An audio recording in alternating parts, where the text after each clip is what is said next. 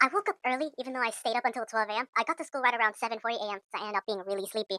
I pressured my mom, and I was able to eventually head to school early. And I got to the same breakup that I was in yesterday. It went mostly fine, though it was freezing cold. The conversation went well as more people joined in. Credit to the boys and girls there, and there was one other person because he said something about how certain people during pickup time, they have to go to their trunks physically, even if it's something that's not sports, like just your backpack, and then go while they're still having a conversation with the mom or dad during the actual drop off time in the morning. And you know how that delays a lot of stuff. Instead of like a simple drop off, people have the kid has to go down, has to open up the trunk, and has to hold up the line. I don't like that. Thanks for definitely pointing that out during the conversation.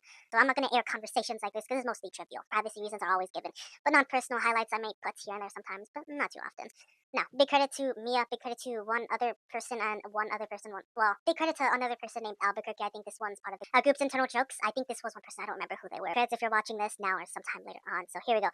First period. This one went absolutely crazy. For the first part, I was generally active in answering the questions, and we had to answer five things, four places: the store, the jewelry store, the bread store, and the pharmacy store. I answered a ton of them, and I also gave some niche answers, such as a sandwich in a bread store if they sell food, if they're like a vendor market at the same time, or maybe food in a pharmacy if it's like the tourist area, like the to-go foods, like the ones that are already pre-packaged. You'd see those in Las Vegas in the CVS pharmacy that's there. And that was niche, but I got many points, and I was quite active than before. I'm usually silent most of the time. Then the teacher before talked about homophones and how two words can sound exactly the same, but similarly different. I answered duele and duerme, and the teacher said I was wrong in that they're not homophones, but I was in the right track and that they do sound similar. I only got 1 point there anyway, so back to the main point right here. The teacher was talking about the class and how we were talking about the word pull, and that pull can mean to actually pull on something, but also pull can mean you got something rare, you have something rare. And this will apply perfectly later on. One of the students for the word pharmacy, one of the very funny students, big credits if you're watching this right now, answered for the word items for pharmacy, el condono.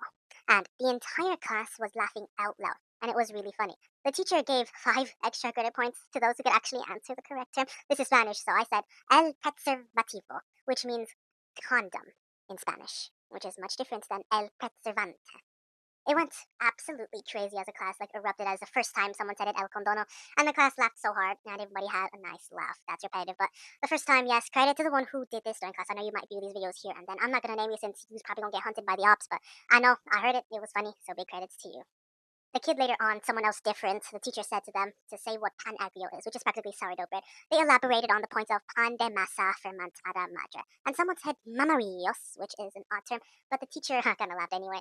The madre in the wording here practically means the origin of where you cook. I am not wrong here. The mother practically means the life culture. It's the origin of where the bread is born, where the bread gets all of its flavors from. So that's what I think it means. I might be wrong anyway, but close enough. Second period. All right, so this was PE, so it went again interesting. The teacher had made all of us go inside the gym, and we didn't really do much anyway. What I did was usually watch the game, see if anything's going on, but this time I entered in the benches near the modified and sped kids class. I found it quite interesting. I watched the volleyball game, then I also watched the basketball game this time.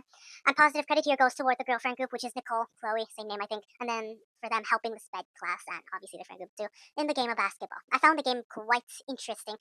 I felt very much a brotherhood feel between the sped kid and more of the basketball players that were playing.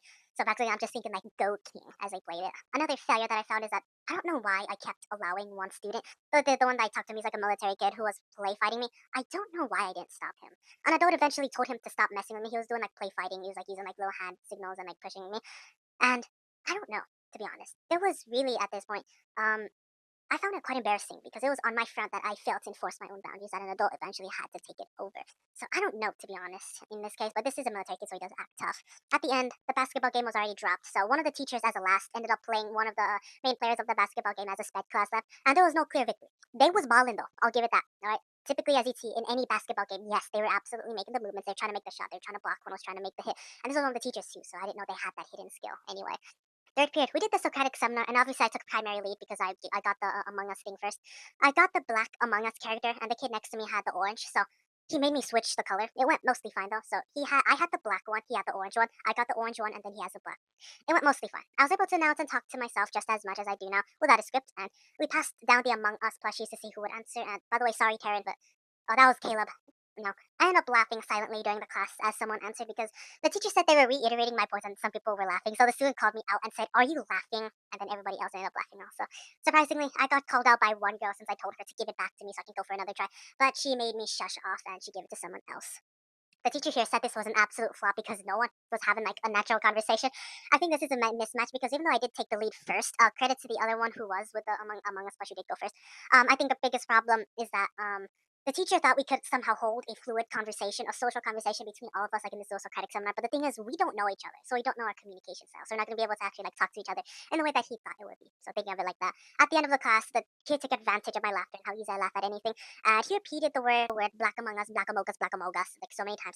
He knows how easy it is to make me laugh, even though it's something that is objectively not funny at all. Which I don't know if I should give credit or not give credit, but oh well. Conversation during the seminar was so bad, even the TA had to participate in it during the actual conversation between the class, but didn't really go anywhere much at all, to be honest. Fourth period, the teacher asked us that we're going to be doing a school-required sophomore project about World War One and Two, and we're going to make like a little bit of a presentation project in like a little cardboard box from it. It's due on April 10th, and it will be presented on Saturday, April 11th to anyone that's visiting the school. And explicitly mentioned no late work. Before notes, we walked around like a gallery of note-taking of many pictures of World War II events that occurred. So we didn't really take notes today anyway. But we're not starting the notes yet or the project, but it's going to happen pretty soon. Anyways, credit to Jen during this period and all the boys.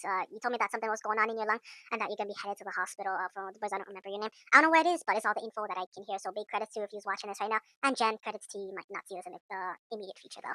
Anyways, lunch period. Bad news is that the rain was pretty bad, so I was rate limited in movement. I did not want my pants being very wet, so I had to stay in a certain shade for a few amount of minutes in order to actually move anywhere else so my pants don't get really wet. My primary friends were not here. I was, but elsewhere. So, anyways, there was one other friend here that was there, but credits if you're watching this, although I don't think I was able to find you. I wanted to initiate a new interaction, and since this is a perfect chance, rain already dampens the social hierarchy to find new people. But I believe that even though the rain did dampen local interaction, people were still there, and the gym was opened much too late. That means that the same social noise that did block direct interaction that I was talking about when it was not raining, that same noise distracted direct interaction with what I say to people who are invisible, as I said from my video earlier about the roles of a leader. I then decided, like, hey, remember that girlfriend group that I was in before? Remember the one where it was like the other one that sits near between the B buildings? The one where that other one came in today during today's friend group in the morning. Why don't we go with them since we're already out of options? More like it's more of an evacuation route to find a place. Yeah, bad news is that they're not there. They moved around most likely in the cafeteria, which isn't wrong, but as I said, social plate tectonics, people move around often. So there are no spots there. So even though I think I should have texted, they probably would have not answered in time anyway due to business. And they're all busy. And I didn't really have all their contacts anymore. I only have one, so that really reduces my chance here. So I had to stand in a shade, maybe grab a few snacks, and then wait until next period. Unfortunately, I had to do that. I wish I did interact with another friend group, but there was another one that did seem closed off, and the one that I was looking for, the one that did sit near between B buildings, they were not there today. So it's not wrong, but I didn't really have a home to find. So here we go. Fifth period. I bet the teacher that some students would be late, and behold, that same kid was late again. Thankfully, this time for Lord of the Flies, we read Chapter 7 at 1.5x speed, which is much faster than the typical speed an audiobook is in, and it aligns closer to how I read. So very thankful here. It was more of a read than it was kind of like a slow read.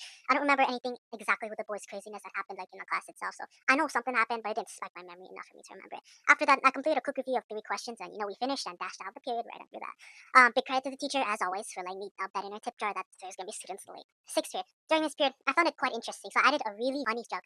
The teacher was teaching behind us about parabolas and how to know if their x roots are either whole numbers, integers, rational, irrational, and the class answered most of them fine. Though there was some silence here and there, we learned about imaginary numbers and how it can't be classified into real numbers. I got confused on one problem, which was 3x squared minus 11, and I realized I had to redo it using the quadratic formula because it's much simpler. I mistaken negative 4 parentheses 3, 11, parentheses 11 as 121, but not 132. The real answer was 132, so I then fixed that up.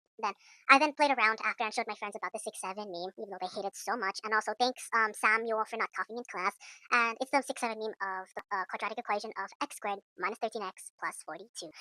When the teacher right at the end came around with the trash, since we are doing a little bit of a cutting activity, I put the funny mathematical joke pretending to throw my trash away, even though I had nothing in my hand. I called it imaginary trash, which is a metaphor. It's imaginary numbers, where parabola does not sit on the y-axis. So very funny joke, even though that has zero funny to it anyway. But that's it. Thanks for watching. See you guys in the next video.